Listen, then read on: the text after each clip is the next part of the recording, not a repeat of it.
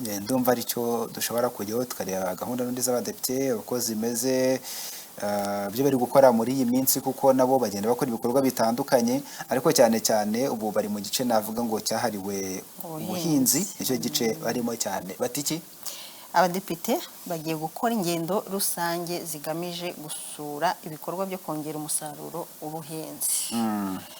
Umutwe w'abadepite wateguye ingendo rusange z'abadepite mu turere twose tw'igihugu zigamije kubona amakuru yo kugenzura ibikorwa birebana no kongera umusaruro w'ibihingwa ngandurarugo byatoranijwe n'ibihingwa ngengabukungu bya kawa n'icyayi. Abadepite rero abaturage babitegure, ni gahunda isanzwe. Ni gahunda isanzwe mu makomisiyo akorera muri hariya mu nteko. Bajya bashyiraho izi gahunda zo kwegera abaturage, birumvikana bagenda bareba ibikorwa aho bashyira imbaraga, ibyadindiye gutyo n'impamvu yabyo. Nibyo barimo muri rusange, nicyo umuntu yavuga yabwira cyangwa se n'abadukurikiye. Rero hari n'itangazo basohoye naryo ribivuga, dushobora kuza gucishamo amaso. Reka turihe nabo ku buhanga bw'ibyuma kugira ngo nabo baze wenda kurigaragaza mu buryo bugaragara, kugira n'abadukurikiye nabo baze no kuba baribona, cyangwa se wenda bashobora no kuba barisoma nubwo tugiye kuyivuga, ariko kuri televiziyo mushobora kuribona.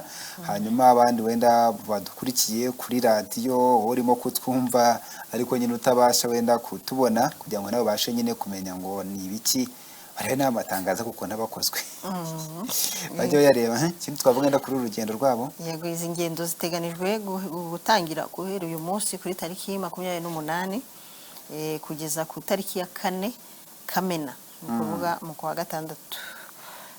Muri imwe mu mirenge igize uturere two mu ntara, guhera ku wa gatandatu kugeza ku wa 7 Kamena, mu mirenge yose y'umujyi wa Kigali bazaba bahari. Perezida w'umutwe w'abadepite Kazarwa Gertrude yavuze ko izi ngendo zigamije kwegera abaturage ndetse no kubona amakuru y'ibanze yo kubafasha kureba icyateza imbere umusaruro w'ubuhinzi. So biramubona ni itangazo ubundi rigenewe abanyamakuru, niryo basohoye n'ubundi ku munsi w'ejo nk'uko muribona. Bavuga ngo itangazo rigenewe abanyamakuru 24 Gicurasi 2026, abadepite bagiye gukora ingendo rusange zigamije gusura ibikorwa byo kongera umusaruro w'ubuhinzi. Tw'abadepite wateguye ingendo rusange z'abadepite mu turere twose tw'igihugu zigamije kubona amakuru yo kugenzura ibikorwa birebana no kongera umusaruro w'ibihingwa ngandurarugo byatoranijwe n'ibihingwa ngengabukungu bya kawa n'icyayi. Izi ngendo ziteganijwe kuva ku 28 byumvikana ko ku munsi uyu munsi kugeza ku wa 4 Kamena 2026 muri imwe mu mirenge igize uturere two mu ntara, no ku wa gatandatu kugera ku ya 7 Kamena 2026 mu mirenge yose y'umujyi wa Kigali. Nibyo wenda dushobora kubwira abadukurikiye. Muri izi ngendo rero abadepite bazasura ibikorwa by'ubuhinzi, bagira n'ibiganiro n'inzego zibanze, amakoperative y'abahinzi, abafatanyabikorwa mu iterambere ndetse n'abaturage, hazibandwa ku bibazo n'imbogamizi zikigaragara mu buhinzi z'imikoreshwa ry'inyongeramusaruro ku kigero gito, ibibazo by'imihindagurikire y'ikirere, hanyuma barebe nibura ry'ibikorwa remezo by'ubuhinzi n'ihuzwa ry'abahinzi n'amasoko, nabyo bizarebwaho. Abadepite kandi bazanifatanya n'abaturage mu muganda rusange usoza ukwezi kwa Gicurasi 2026. Akantu nifuje ko tugarukaho ibihingwa ngandurarugo. Ikinyarwanda gikaze, ibyo bita food crops mu rurimi rw'amahanga. Ahangaha ngandurarugo ni ibihe urabizi? Oya, hari ibihingwa habyo bita food crops, n'izindi bita cash crops. Ibyo ni ibihe? Urumva food crops ni ibihingwa uhinga kugira ngo nyine uhaze urugo. Ndavuga ibirayi, ibijumba, ibiki binyiri biturye. Noneho cash crops ni ibihingwa noneho bizana amafaranga, ikawa nyine byo ndimo kugurisha, ikawa, icyayi, ibyo ndi bajyana mu mahanga cyane cyane. David arambwiye ngo igikoma.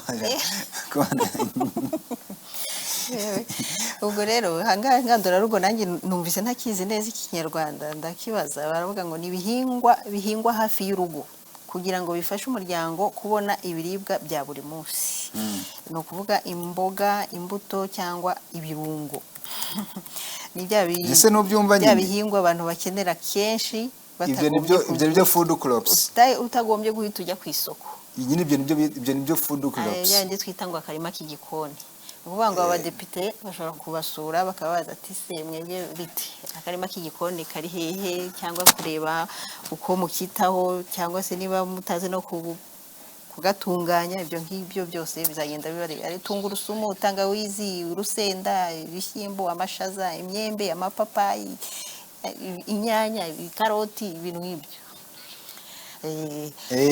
so rero kandi dusoreza hanga Fufu ndumva ufite amakuru menshi yo mu nteko zayaduha yego komana nikereka barugira ngo nimenyere ngandura rugo yego ngandura rugo nibihingwa nyine abaturage bahinga nyundi hafi ngo y'urugo ubwo ni dodo isombe amashu karoti intoryi inyanya pavuro actually ntekereza ko ari byo bita food crops hanyuma cash crops ni bya bindi n'ubundi bizana amafaranga reka munyemerero Fufu dusoreze ahangaha mu byo wenda twagiye tugarukaho bitandukanye twibabwira twavuze yuko itorero ADPR rikomeza gushishikariza abanyetorero ndetse n'amatorero muri rusange kwirinda Ebola komeza gukurikiza amabwiriza atangwa na Minisiteri y'Ubuzima twabwiye Ebola mu karere uko bimeze ubwo ndavuga ingamba z'ubwirinzi u Rwanda rwashizeho Repubulika ya Demokarasi ya Kongo ndetse na Uganda uko bimeze ariko nawe mesi ikitangaza nyuma twavuze no ku myaka 25 ya polisi y'u Rwanda twabigarutseho ndetse tuvuze no kubyerekeye inteko ishinga amategeko cyangwa se abadepite ibyo bari mu bikorwa barimo